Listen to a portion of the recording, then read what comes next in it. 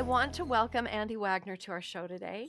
I feel so very excited to have you here. First of all, because you have your own podcast that one of our very important people, our Zoe, who is our community engagement director on our online community, Thrivivors, told me all about you. And then I listened to the podcast. It was wonderful.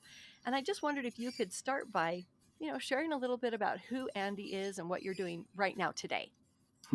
Well, first of all, Jan, thank you so much for inviting me onto your show. It really is. It's an honor for me. I've, because of my background, I've heard of you. I followed you and your family's history through the media and such. So I'm kind of a fan, maybe a bit fanboying right now. So I'm just going to get it off my chest and say thank you for having me on. And Zoe is a great friend of mine. I've known her for a few years now. We actually met through Comic-Con, San Diego Comic-Con, and she's a fan, and I'm a contributor for, it's called the SDCC Unofficial Blog. Okay. So through that, we met through there, and she has her story. I have mine. We've shared it. I've worked with her on her own project. It was called Right the Wrong at the time. So Right spelled WRITE. We were both writers at the time. Right. And through right. that, I say right. yes, I'm like, exactly. right, but I mean RIGHT and right. You're writers. Exactly. She loves to play on words, hence the Thrivivors thing. I love that concept, by the way, thriving and surviving. That I think is fantastic. Thank you.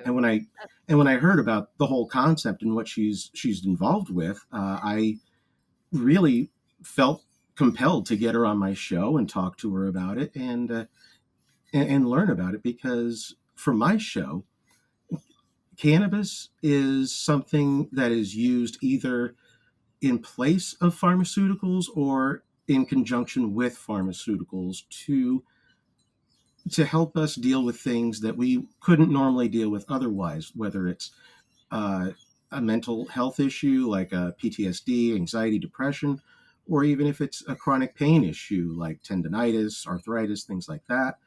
Right. People are using it with intention and with purpose, and we're trying to break the stigma that we're more than lazy stoners.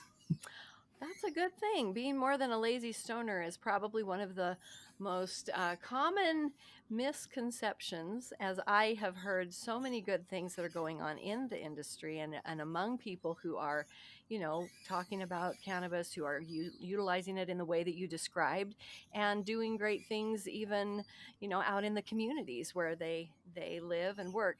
Could you let us know, do you mind letting our audience know where you're located, where you are, and some of the things that you're seeing in the people as you have had this awakening, so to speak, legalization and medications and all of that? Tell us a little bit more about that, because we're going to talk about why this mattered to you in your particular story. So give us a little background of what you're seeing.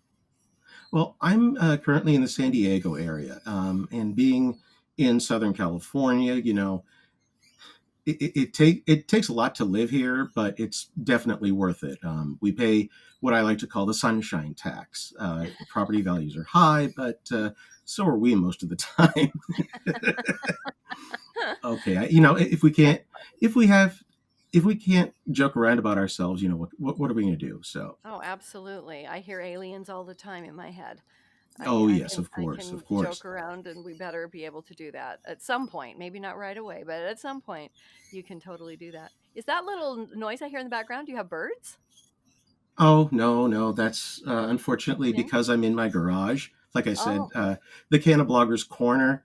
I'm always in a corner somewhere. So today I am in the corner of my garage, and that's just our air vent. So sorry oh, about okay. that. It sounded like a little bird or something. I was like, oh, that's cute. That's the air vent, folks, just so you know. No problem. Okay, so tell me, okay, you didn't grow up in San Diego? No, I originally grew up in Pennsylvania, Okay. specifically the Lehigh Valley area. I don't know if you've ever seen the HBO series Mayor of Easttown, but that's Mm-mm. where I grew up. Those are my Oh, people. wow. Those are my Wow. people. And honestly, if you get me in a bad mood or if I'm just tired, my Pennsylvania accent slips out hard. Oh, I like it. I'll have to call you when I need that accent for an audition or something. I just love listening to people and their different accents from different areas. I think they're kind of beautiful and so unique. So, okay, that's interesting. So, what is the community that you're involved in? What are some of their community outreach types of things that you've been noticing? I heard you talking a little bit to my son about that, and I thought that was really cool, and I'd like to hear more. Absolutely, thank you. Excuse me. A lot of groups here in the Southern California area, they are using the cannabis. Well, they're using cannabis and the cannabis community as a way to outreach on other issues like environmental issues, mental health, veterans issues, things like that. Um, One of the groups that I've had on my show is called Taking the Trash Out, and they don't just do beach cleanups and neighborhood cleanups. They do it in a way that is completely leaves a zero carbon footprint.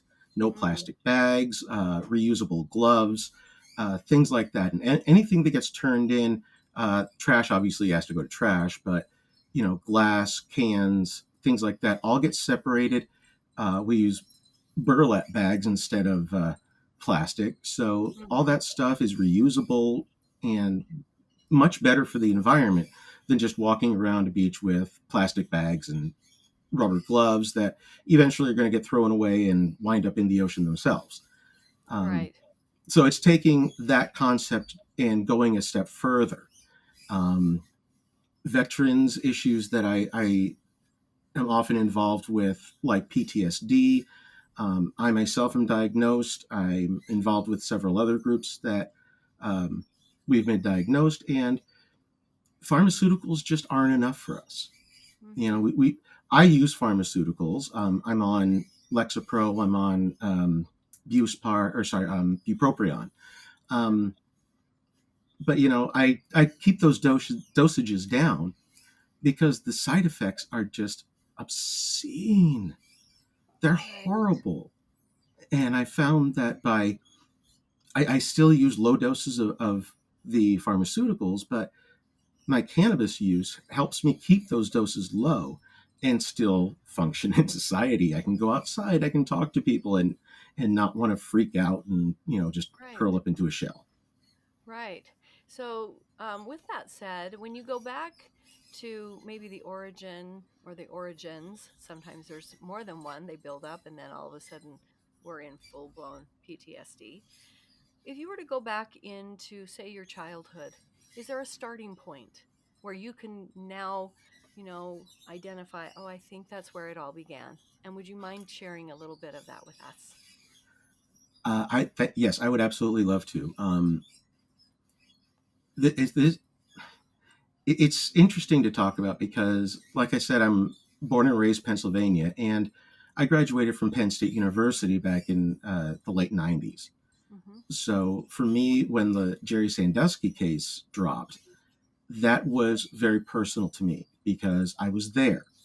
I wasn't involved with the football program. I wasn't involved with any of that stuff. But for better or worse, Penn State does have a football community. It has a football program, and it does a lot for the university. Of course. I can debate the pros and cons of it till the cows come home, but um, the football program at Penn State really built that university up, and the university does rely heavily on it. So when the Sandusky scandal happened, of course, me being the lone Penn Stater out here among my peers, of Right. course, everyone focused on me. So as the details were coming out about that, I kind of revisited my own past and in talking with my wife because she has her own story and history with abuse, and I don't want to tell her story because that's her story to tell. But because she had that experience, she kind of informed me on mine because it allowed me to look back to when I was very very young. My parents split up when I would say a toddler. I was between 3 and 4, Okay. and she relied heavily on my grandmother, her mother, to really she moved in with us to help take care of me. And there were times my grandmother worked the night shift at a medical center. And there were times when, you know, couldn't be helped. I had to go to work with her. Yeah. And so there I am. I'm a 4-year-old kid running around, running around a medical center at, at 3 o'clock in the morning, really just kind of having my way with the place. Wow. I, I didn't know any better and no one was around. So, I didn't break anything, thank God. But, you know, I was just running around. And one of the security guards kind of took an interest in me, and he would watch me for her. I would go on rounds with him. I would punch the clock for him, and he would take me back to the some lounge buried back, in like a more private area. Right. And I didn't think anything of it. He just, I thought he was getting me out of the way so I could crash on the couch, something like that. Um, we would sneak into the we'd sneak into the cafeteria, and we'd make root beer floats, and it Wow. was fun for me at the time because my home life was in so much chaos. Here was somebody who was taking an interest in me and just being my buddy and having fun and playing around. You were special. And I somebody that yeah, pays attention to a child, the child will automatically love. Those that give exactly. children attention and make them feel special are those people who will build immediate love and trust from a child. And probably he built up some trust with your mom. He was a security guard at a medical center. Nobody's looking there for an abuser. Exactly. And nobody thought anything of it until one day my mother approached me. I'll never forget. It was in the kitchen and asked me if he'd ever done something that made me uncomfortable, if he'd ever touched me in a way that I didn't like. And I said, no, absolutely not. And this being the late 70s, early 80s, it was dealt with by sweeping it under the rug, quietly. He was quietly fired from the medical center and just forgotten about. So were you how many years did that go on for? You said you were quite young when you were going with mom to work. And for how many years? I think it's interesting to find out the slow burners, those that groom and slowly, begin to abuse. And, you don't have to say any details you don't want to, but just for those that are listening who can relate to a story like yours, which I know many can, what was his His number one MO. tactic? Yeah, his MO. Mhm. Yeah. Since I was so young at the time, it's hard for me to remember too many Sure. specifics. I would say this went on for at least a good year. Um, it was like, as you call it, a slow burn. Mhm. He did not pounce right away. Um, he developed that trust, and especially it wasn't my mother; it was my grandmother who was taking me to work. Oh, that's Um, right. I'm sorry. and so he was building that trust with my grandmother. My mother was relying on her word; she was taking her word for it. So, and for me, I didn't notice anything yet. To me, it was he was keeping me company, keeping me out of trouble, um, and basically keeping me out of my grandmother's hair while she had to work. That was all I thought of it. And like I said, we were having fun. We were playing games. We were sneaking into the cafeteria, making root beer floats, and yeah, that's the big thing that sticks out in my mind. And yeah, yeah, absolutely. And then that one day, I remember he just wasn't there, and I was sad. And I remember saying, "Oh, I'll defend him. Absolutely. I don't think he would ever do anything like that." And my mom just said, "No, don't worry about it." And then later, and that's why I brought up the Sandusky case. When that happened, hearing, um, I forget the FBI agent's name off the top of my head. It's Jim something. He was an advisor on Criminal Minds also, but he he talked about what you call the slow burns, the groomers, and between him and listening to my wife give her opinions about the whole thing, I thought, oh, that's when I put two and two together. And keep in mind, there's like a 35-year gap here between incident and realization. So here I am sitting there putting two and two together, realizing all these years later, I was being groomed. And then asking myself, how close did he get? And then basically saying to myself, don't ask a question you don't want to know the answer to. I don't remember. And right now, I don't want to remember. And that's really an interesting also comment to make. Like, don't ask a question you don't want to know the answer to.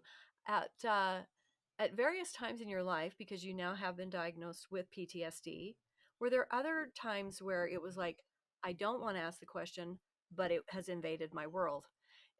Is it asking questions, or is it that once we can put something in the recesses of our memory that doesn't come to the forefront,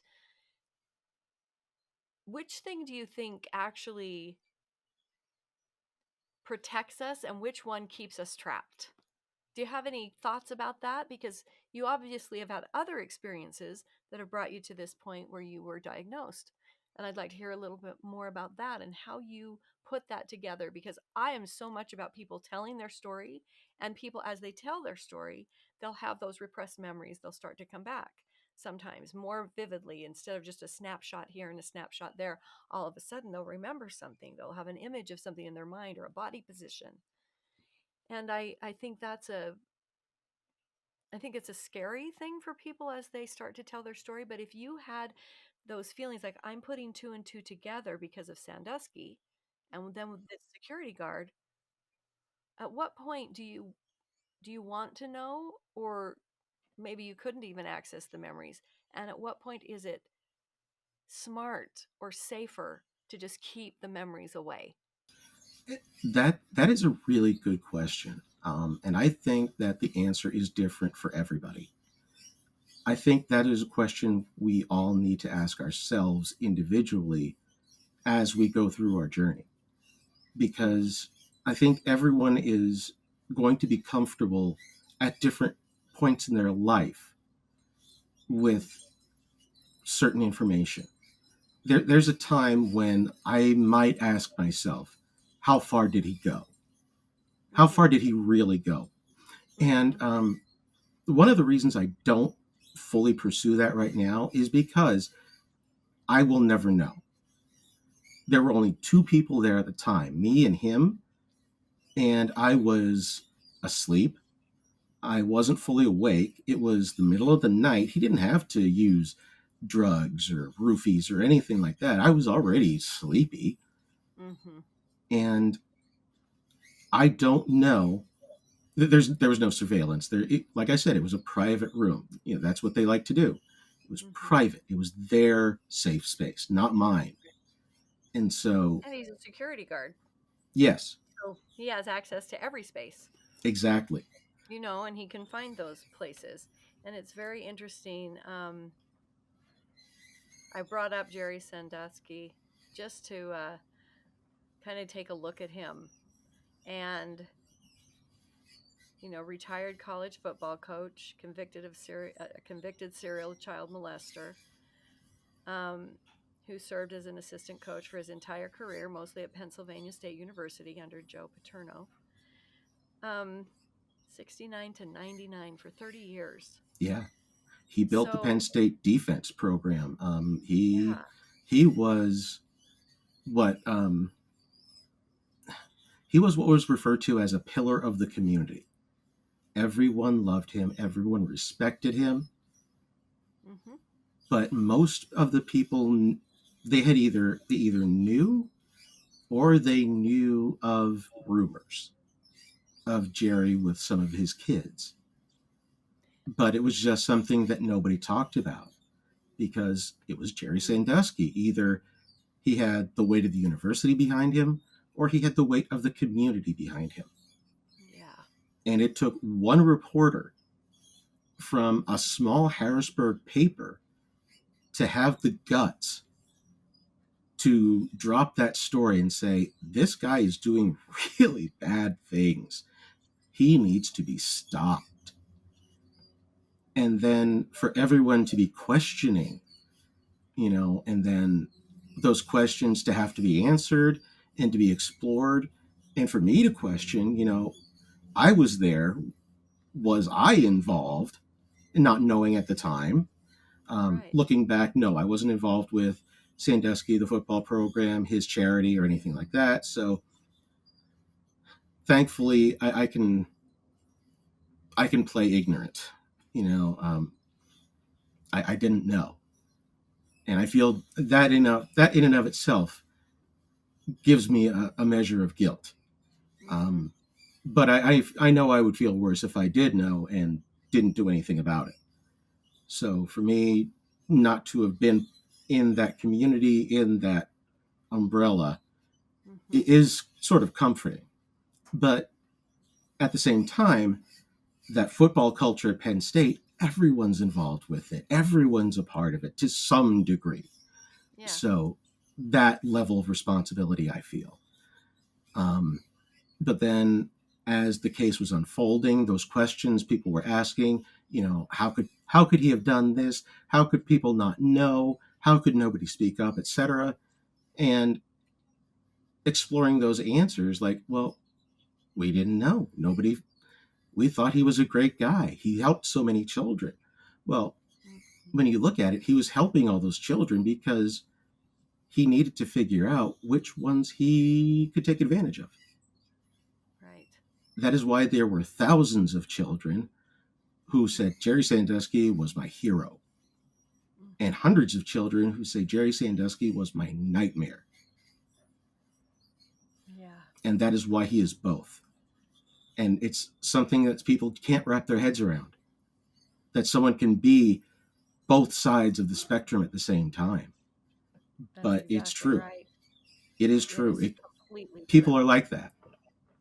Hitler loved children, Yes. but he was Hitler, you know? And murdered and Um, murdered millions. Yeah. exactly. I mean, Yeah. there are people out there who said, yeah, Hitler was a good guy. I liked him. But, It's like, you can't defend certain how? things. Right.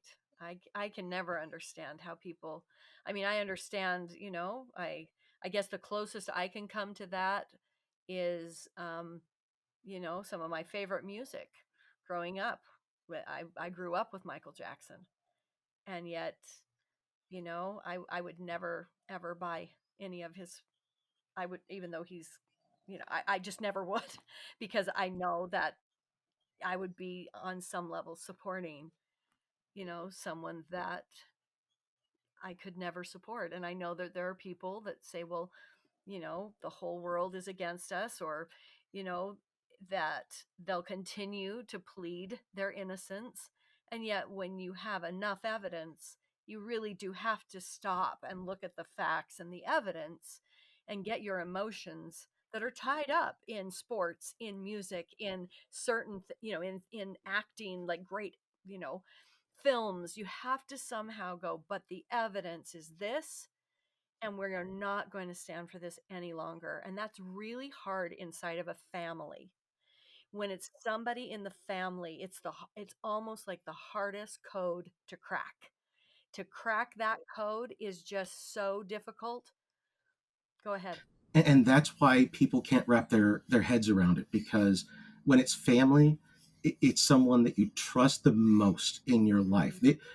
Our families are the first people that we learn to trust. Yep. Even though, I mean, come on, we lie to our kids all the time. Santa Claus, the Easter Bunny, the Tooth Fairy, et cetera, et cetera, et cetera. We tell our Hmm. kids lies. No, we're not broke. We're doing just fine. Right. But they're the first people that we learn to trust. And Hmm. then when they go and do something that's so horrible to someone, there's a story that I was reading this weekend of a local veteran here in San Diego Mhm. whose daughter basically ripped him off, took all of his mortgage money, and just split. Oh And my he God. says, and he said the worst thing about it is the betrayal, Mm, the fact that his daughter did that to him. If it were mm, someone else, he could deal with it, but because it's his daughter, that is what's that is what's hurting him the most. So when we think of our families, we think of someone that we're safe with. Sorry, that's my wife going. She's yeah. running out. Um, but yeah, like I was saying, they're the people that we feel the safest around, the earliest in our lives. Right. And when we find out that wasn't true, that's what hurts the most. Yes. So when these people, like a security guard, a football coach, a pastor, you Hmm. know, leaders in our lives that we look up to and respect. Idolize. Yeah. Exactly. I mean, idolized. I tried to learn how to moonwalk with everybody else. You know what I mean? I can't Idolize. watch it. I can't watch any Will Smith movies. Yeah. I can't listen to his music. I can't watch his movies because after the Academy Awards incident, he's a hypocrite. Yeah. He's a just straight up hypocrite. And it's like, no, you talk a good talk, but you definitely don't walk your own walk. So why am I going to listen to you? You're just slinging garbage my way.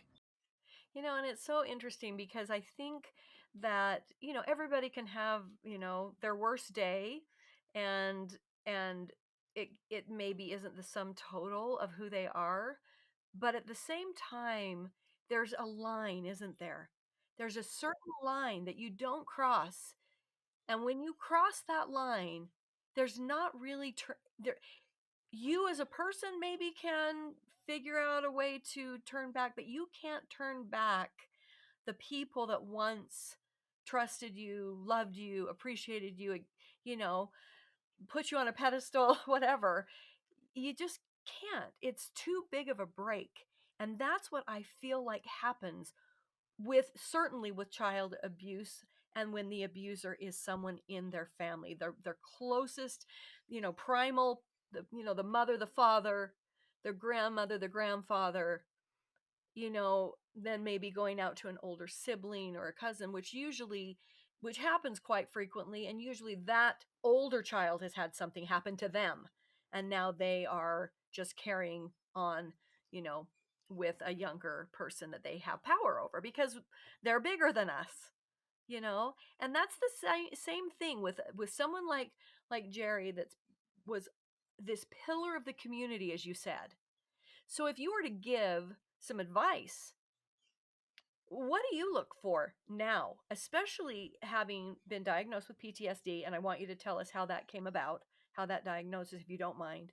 And then what would your advice be with what you do today, and how you have probably interfaced with a lot of people who have this, and a lot of the root of PTSD has come from childhood trauma.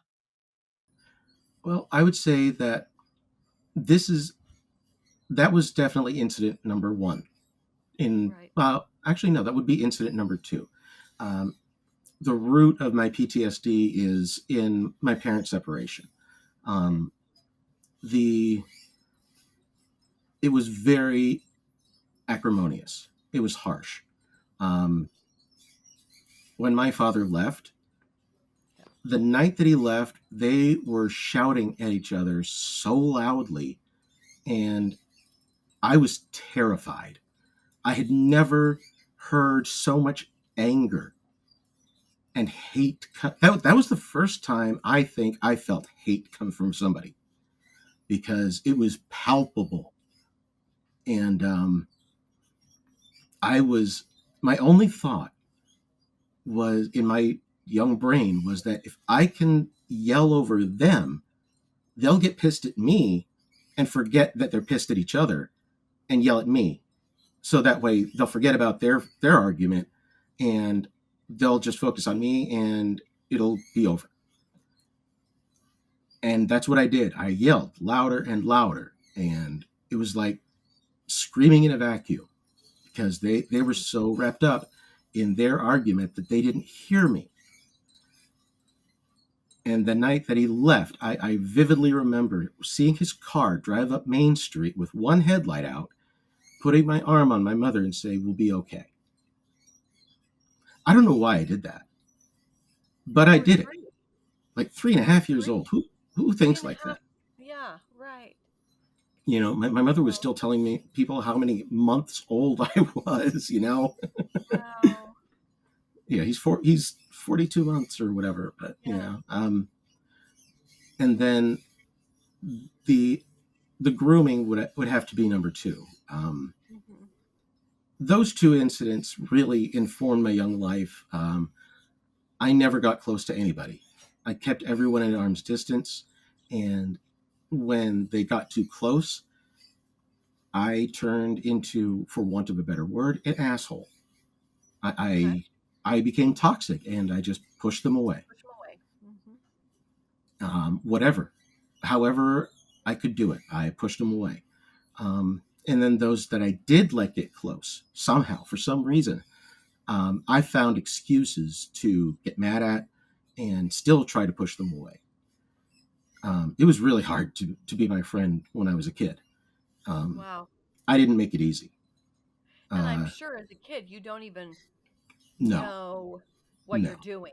You're talking perspective now as an right. adult looking back on that hurt, scared, children of divorce, violence, screaming, emotional, even if you know we try to go forward, apologize to children and make up for it and all of that. Once Yeah, you've experienced some of those particularly unsafe feelings, to be unsafe as a child, the fact that you're comforting your mother at 3.5 years old, we're going to be okay. That tells me something about who you are as a person, as an actual beautiful human being, but also about how scary that must have been, because you had to make sure that in her moment of not being able to comfort you, you could bring the comfort. And that's often the way children are. It's why they end up protecting parents and siblings, and the abuse continues because they've been somehow groomed into thinking that if they don't do it, then it'll happen to somebody else in their family. That's just the beauty of pure innocent childhood. yeah, yeah, and um and and I completely agree with that. Um, the one the one thing that I've come away with is not really feeling heard, which is why I have my own podcast and I do stuff like this because that incident, that event in my life has made me feel like I don't have a voice. So I do things now to to give myself an expression, to make myself feel heard. And even if just like 4 or 5 people listen, if one person listens, I don't care. I feel heard. I'm good. That's enough for me. And I think that line I think that line is different for everybody, for all of us. Wherever that Right. line is where that's good enough for you, that's the goal. That Seek for it me. out, like, figure that out and do it. Like, do, because that is so true. We all have this very human innate need to be seen and heard. And that is so tied into healing. And so when you can find a way to be seen and heard, whatever that may be for someone listening out there, that's wonderful advice right there. When I said, what would your advice be? Maybe not so much to necessarily say, oh, this is how track a groomer, or how you'll see, but how you're going to heal yourself from the harm, the hurt. That's beautiful. Because ultimately, what happened to us, it happened. And there's Yeah. nothing we can do to change it, no matter how badly we want to. We went through it. And the beauty, the first beautiful thing about it is we survived.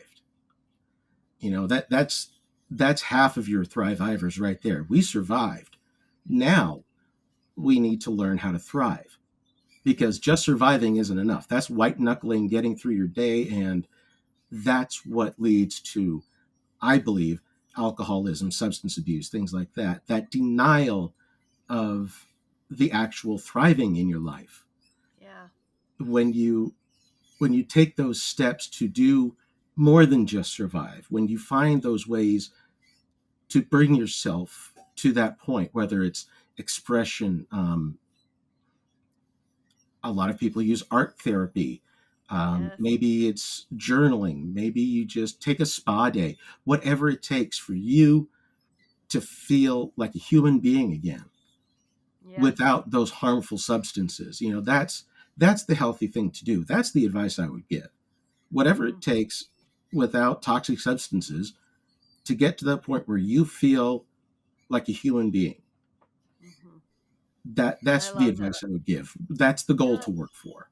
I think that's dead on. I mean, I think that's so important. Like, if you can reach for a better feeling by doing something that's not harmful to you, but is something that you can do, like what you two were talking about in your interview with Zoe, and the where you started was, to her foundation, write, to write as in physical writing something out, right the wrong.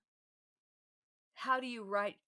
You can't change what happened, but you can change the narrative around how you feel about what happened. You It's okay to let go of rage and anger and hurt and hold on to, I'm a more powerful, empathetic, loving person that made it through this thing. And you can rewrite that. You can write something.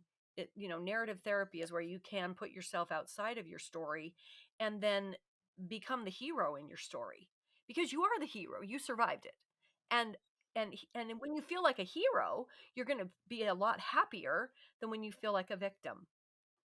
It's just how it is. That's just one of those basic things. So how did you get diagnosed with PTSD? I What was was that actually, process like? well, because it was through the VA, it was a hell process, really. But Mm. um, in all honesty, I was in denial for so many years. Um, I didn't want to admit that I had it. It was just anxiety. It was just depression. It was anything but. But in the meantime, I was abusing alcohol. That was my thing. Um, Mhm. I was leaning heavily on alcohol until finally my wife said to me, again, she had her experiences. She has her own lenses that she uses to see, and in my case, she could see what I was doing to myself. Mm. And she said, "Look, I actually give a shit. Okay, not like other people that you think about don't care. I'm here. I'm not leaving you. Get your ass to a doctor and let's get you diagnosed. Let's get you some help."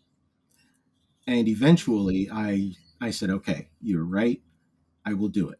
Um, and then looking back through all those years, because I was also 8 years Navy.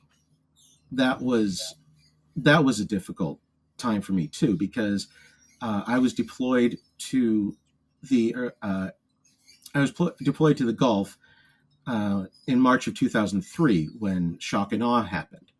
Um, Mhm. so I went through that.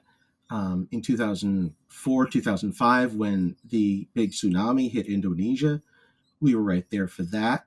Um, and yes, I saw dead bodies as they floated past, Mm. and there was nothing we could do. We weren't allowed by the Indonesian government to take any action whatsoever. We could just report it. That was it. Um, and those two events were really the big events in my military career that that made the PTSD worse. That further led to my diagnosis, um, and just having to deal with all of it. I think the worst was at church one morning. we had this beautiful, beautiful family from Iraq. The parents and the two sons were the nicest people I have ever met, and they loved each other so much. But they were they were family goals. You know, they were proud of each other. They were proud of themselves. It was at least on the outside, it looked beautiful. Um, but they were up there telling their story, and they were a family that had to leave Iraq because their houses got bombed in March of 2003. And I'm sitting there saying in my own head, like, oh, sorry. What do you say? Mm. You know, what do you say to that? Oh, I don't What do know. you say at that point? Like, sorry, I blew up your home. Even and It's a lot. It's a load to carry, isn't it? it It's a is. heavy, heavy load that you're carrying. And you know, all that, you know, those epiphanies, you know, those little realizations, two and two going together. That's really what, you know, that's where my PTSD comes from, because shit happened in my life and there's nothing I can do about it. I was, like I talked to Zoe, I was low hanging fruit for that security Mm, guard. I was in the right place at the right time for him. Um, yeah. I'm not angry at myself. I'm not angry at my parents. I'm angry at him because ultimately he had a choice. He That's could right. have he anybody who abuses people, children, whatever, they have a choice. Whether they admit it or not, they have a choice whether they can either do it or not. However, they choose to do that. And for him to choose to try to groom me and lie to me, that's all on him. That's not on me. I didn't bring that on myself. How old were you when you made that realization? Today.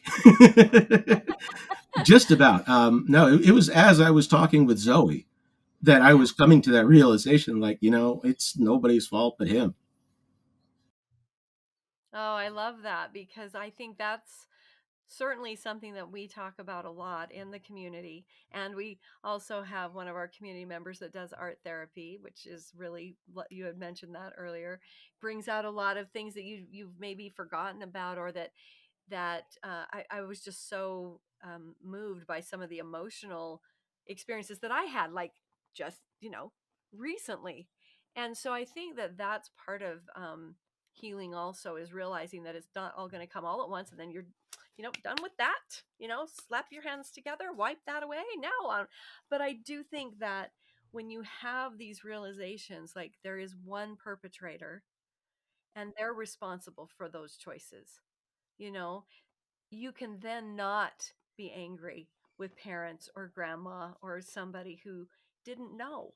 That the person that you blame is the person who does the deed. Now, if they have an accomplice, if you're Shalane, Maxwell, maybe that's different. That's Right. definitely different. But Yeah, I in mean general, that's a different situation. You know, every situation right? is its own. But yeah, with Exactly. Sandusky, do I blame his wife? No, No. because as someone who loves him, she Oh didn't yeah. want to see it. She Yeah. wasn't consciously turning a blind eye, but she was, because it was something that she didn't want to accept, that her someone Yeah. she loved and trusted Hmm. could be that kind of person. Exactly. And it's funny because I think people often will say things to me like, "Well, how can you how can you say that, your parents, or that they and your church, like your leaders at your church and people like that, aren't responsible when they kind of knew something was wrong with him?" And I said, "Well, my parents didn't know anything was wrong with him.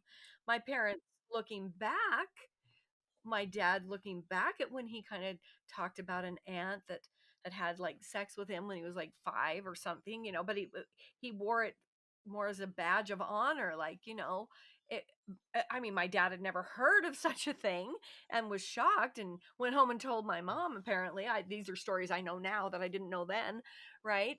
But he said, that just sounds, terrible. But then he told me about other, from different women in different countries that he had visited, and it was just kind of lumped in there together with all of his female escapades, and he said, but then he came around and decided he was going to be real active in the church and be this good guy, and so you can hear something, but you don't necessarily connect the dots, especially as you were saying, when the person is like his wife. She doesn't want to connect the dots on some subconscious level. you know, he's a pillar in the community.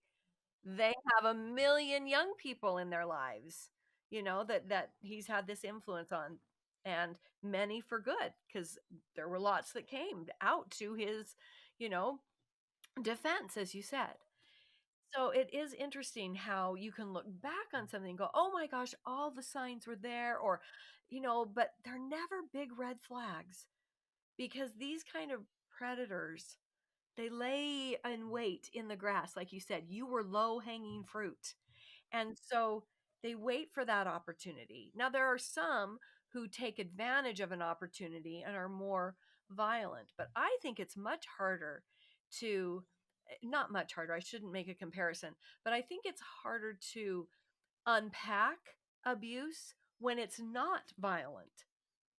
Like, you didn't like this, it didn't feel good, but you didn't get a black eye, or something to prove that it was bad. There's no proof. And so your little mind is just like trying to now catch up with your adult self. And I think people will downplay things in their life often because of that. Like, well, who would believe me anyway, kind of. And maybe it wasn't as bad as I think it was, you know. And yet I've heard abuse victims, child abuse victims that were sexually victimized as children, be compared to combat veterans, speaking of those who have suffered PTSD, but how hard it is for an abused person, a sexually abused person, to be diagnosed with CPTSD or some iteration of that, so they can get the services and the help that they need, because otherwise we're trying to do it on our own dime with very little knowledge and information. And which is a lot of the reason why I started an online community, because the first and foremost thing that I think survivors need is a safe place to come together where they know they're not being judged or blamed, but that they are being believed. So that's sort of our tagline, like, be believed. Like, you come here and you're safe. And that to me is the first step. It's like why we tell our stories, because at least you telling me your story, I'm going to believe you. And I believe that that helps many other people who see themselves in your story. And I really do appreciate that. We teach our children, we were taught as children all about stranger danger. If a stranger comes and harms us, we immediately go to an authority figure and ask for help. But when it's somebody that we know, when it's someone that we trust, and when it's someone that we love, we question ourselves Yes, totally. and we question that person. And now we don't know how to trust someone anymore. Now, in our minds, trust includes this level of discomfort that we just have to deal with because that's just what it is. That's what we think it is. We don't know that we're supposed to be able to trust people not to touch us. That it's okay to say, I don't like that. Right.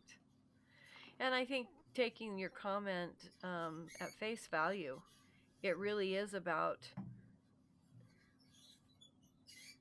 the adults in our world almost saying the words for us, because children, when it's that complicated, like, this is a loved one, like, this is everybody's favorite, Well, uncle or aunt or just whatever. not to interrupt you, but No, go ahead. even on a most basic level, children are to be seen and not heard. You've heard that, right?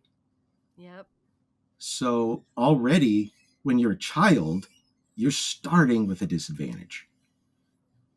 And then, as you were saying, with with it being a trusted authority figure, someone that Mhm. everybody else believes that you can be safe with. Yeah. So I'm sorry, I didn't want to cut you off there, but No, just that's exactly right. No, I'm yeah, glad that you jumped in because that's what we wanted to kind of get through this um, podcast about, with not having necessarily specific memories, but knowing inside your body that something was off. You may not have the specific memory with the security guard. You have a few memories that seem like they were fun, but you have some other compelling feelings like something was wrong, something happened. And I think I know people get all worried about, a lot of people worry about false accusations and those sorts of things, which can ruin someone's life.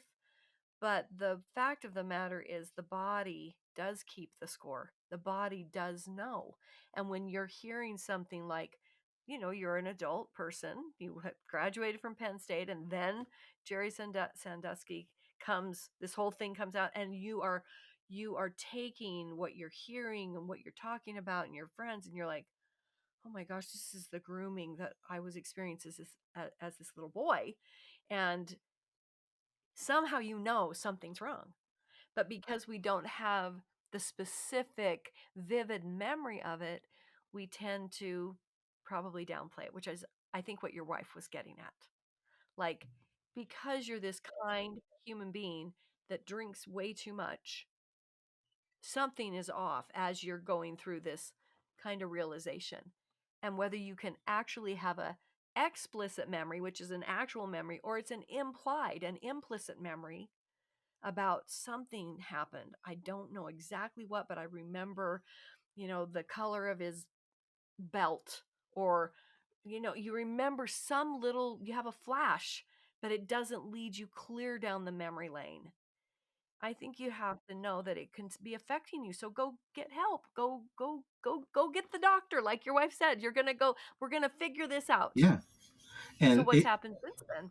even if Since you it's said that? something like for me, it's if I'm interrupted or if someone's ignoring me, though that's my trigger. Oh my goodness, I will just lose my mind. Oh, wow. And I had to explore why I was like that, and that's when I I explored that. I took that journey, and I look back on that last night when my parents were yelling at each other, and me trying to get myself in there. And okay, now that makes sense.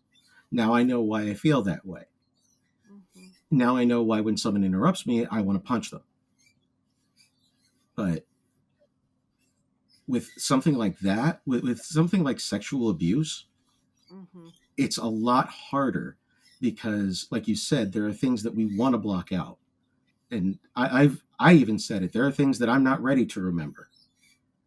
Right now, I'm believing that my mouth was too big and that I would tell anybody anyway. That's why he didn't touch me, because I do have a big mouth. But Okay. I don't know for sure, and I'm not ready Right. to know for sure. When I am, I'll explore that. Right now, I'm Yeah. not. And that's okay. That's perfectly fine. And I think that's another thing people need to hear, is that it's okay to wait until you decide you can't anymore. Until the right things open up. The right person that you have in your life. I think your wife was obviously a champion in your life. Somebody who believed in you, who loved you, who wasn't going to leave, but wanted you to have a better quality of life, a healthier life, a happier life, and not just to be, you know, barely hanging on through the fog of alcohol, barely getting through the day. So I'm really so glad that we had this conversation. Is there anything left kind of unsaid that you'd like our listeners in particular about, what I'm about and Hmm. why we have these conversations? Is there anything else that you'd like to leave, on the table before we wrap up? I would have to say, don't let anybody dictate your healing journey. Don't let anybody tell you how to heal. As long as it's a healthy choice that you're making, you're not abusing alcohol, toxic substances, whatnot. If you're keeping yourself healthy, if you're maintaining a healthy lifestyle, don't let anybody tell you how you need to live. If you're at a point in your life where you're comfortable, you're happy, and you're healthy, then let everyone mind their own businesses. You're doing great for yourself. Keep up the good work and keep going on your journey. It's yours. Don't let anyone else dictate where you should go, because that's when you get lost. Oh, Andy, thank you so much. That was a perfect summation. I can't thank you enough for being on the show today. Thank you so much for having me, Jan. I really appreciate it. And that's a wrap for today's episode. Thank you for sharing this journey with me today. If you're enjoying the podcast, please take a couple of minutes to rate and review the show. This really helps us spread the word. And if you know someone who would benefit from listening to our show, please do me a favor and share one of our episodes with them. I want every survivor to know that they are not alone and that there is help available. Links to my website, our foundation, the new book, our online community, Thrivivors, and newsletter can be found in the show notes. All of my contact info is there as well. This year, my number one focus is on sharing our stories. This is so important because it's the launching pad to our healing journey, and it inspires the survivor who is still suffering in silence. I don't want anyone to suffer alone anymore. So please reach out. I want to hear from you. Until next time, my friends, this is Mama Jan signing off. Over and out on 2.